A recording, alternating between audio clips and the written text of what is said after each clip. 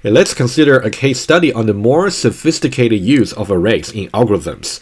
Especially, we want to consider those algorithms as solutions for the so-called sorting problem. Let's define what the sorting problem is, and then we'll see how we can solve the same problem using different solutions, different algorithms. And as we said before, in order to define a computational problem, you need to specify the inputs, the outputs, and also the relationship between the input and outputs. That will be the ingredients. And we actually have seen sorting problem already, but let's now just add some more new information. Input is going to be an array or just a sequence of n numbers. That'll be just in general. They are indexed. And we got this input over here, and notice that we may have duplicates in the array, which is okay. And the output is going to be some reordering, still n numbers, but it's going to be a permutation of the original array, which means we don't really change the elements, we just reorder them. And specifically, we want to order the output elements in terms of a non-descending order. Okay, I'm gonna visualize exactly what non-descending really means, and then also all other similar terms you might hear whenever you want to solve the sorting problem. And the formal definition for non-descending will be less than or equal to between neighboring elements or adjacent elements. And in the remark, I would like to talk about there might be variance of the sorting problem, meaning that you still want to do a reordering. However, the way you order the elements may be different. So we got the following variance.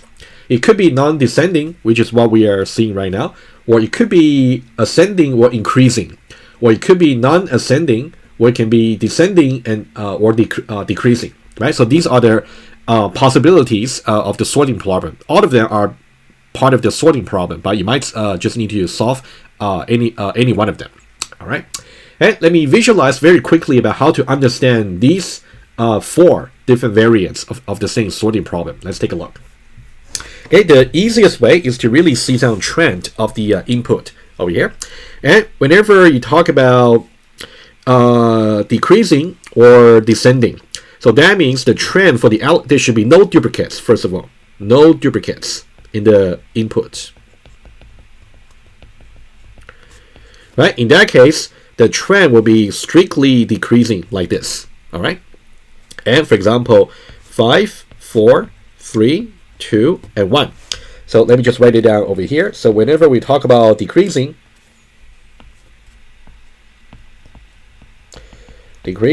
or descending, and if you look at the input array, for example, and if you look at any 2 adjacent or neighboring elements over here, I and j, indices I and j, in that case, in the case of decreasing or descending, it must be that ai is strictly larger than aj. Right? You can think about this may be ai, and this may be aj. Right? You can see in the case of a descending, AI must be strictly larger than AJ, right? Obviously, right? All right, so that's about the descending and also decreasing. And symmetrically, let's talk about increasing or ascending. It will be the opposite trend. So it will be something like this conceptually, right? So that means you may have some AI over here, which appear in the sequence before AJ. And one example would be, let's say 1, 2, 3, 4, 5, right? And also here we allow no duplicates. No duplicates. All right, let's make the notes over here. So we talk about increasing or ascending. And the relationship will be between any adjacent elements, AI and AJ. It should be that AI should be strictly smaller than AJ. Right? So that'll be the trend. So far, so good. It's pretty straightforward. For non-descending and non-ascending, over here, you just have to, let's just figure out the formal relation over here. Right? Let's talk about the first one. So whenever you want to do non-descending, that means not the case, it is descending, basically, right? So non-descending over here, non-descending it is not the case. It is not the case. Well, actually, for those of you, since every one of you already took some logic course earlier, prior to current 2011, so negation. It is not the case that AI, and not the case descending, right? Descending is over here. Not the case AI is strictly larger than AJ, right? And then we know that it is equivalent to AI smaller than or equal to AJ. Right, that's obvious. Some obvious manipulation.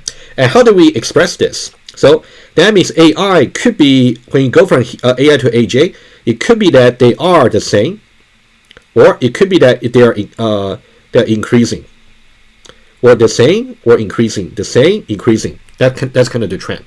All right. So non-descending would be, for example, 1, 2, 2, 3, 4. In that case, you definitely got two possibilities. Either you can see it's stay flat over here, for example, like here, over here, it stay flat, or it could be increasing. In that case, it will go from 2 to 3 over here, right? In that case, it will be this particular part that's increasing. Either way is okay. All right. So that's about non-descending. And what about non-ascending? Well, in a very similar way. That means not the case ascending. Let's put it down. Okay. So non-ascending. Not the case ascending. Ascending, according to our definition, is going to be strictly smaller than, right? Not the case AI is strictly less than AJ, which is equivalent to AI larger than or equal to AJ. All right. So what does that mean?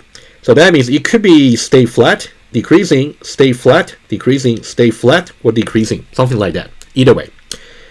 And one example could be, well, 4, 3, 3, 2, 1. And you can see this part over here. Let's use the same green over here.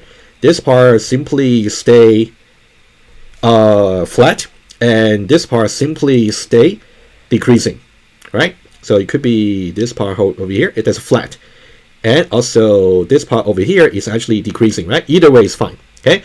Apparently, in both non-descending and also non-ascending cases, we allow duplicates. Duplicates possible. And similarly, I'm going to put the comments over here as well. It's very important actually for you to understand the basics about the terminology that computer scientists or software engineers actually use. So let me just make sure you're okay with these different terms, and also understand the mathematics behind them. All right, I'm going to assume from now on that you actually understand these all these four terms over here. All right, let's now move back to the slides, and we are going to talk about two alternative implementation strategies for solving this sorting problem. Okay, they are called I'll introduce them one by one in a moment. At the end, we're going to choose one of them based on their time complexity, meaning that if they are equally good asymptotically or equally efficient asymptotically, in that case, it doesn't matter which one we choose. If one is asymptotically more efficient than the other, then by all means, we should really choose the more efficient one. We'll see. Let's not draw any conclusion just yet.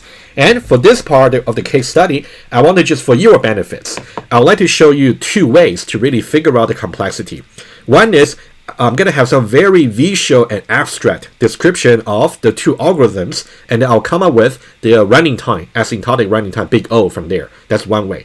And then the second way is what we practiced before, is by looking at the code of the Java implementation, in which case we can look at line by line and then to figure out the running time. I would say both are important. So later on, when you actually try to create your own algorithm, when you are still kind of sketching the design for the algorithm, you can definitely try to put some visual on the paper and then figure out the rough asymptotic upper bounds. And once you actually fully implement your algorithm in some programming language, you can double check the running time to make sure it's kind of consistent with your graphical design. Right? These are the two items I would like to go over with you for this part of the case study. All right, let's now talk about them.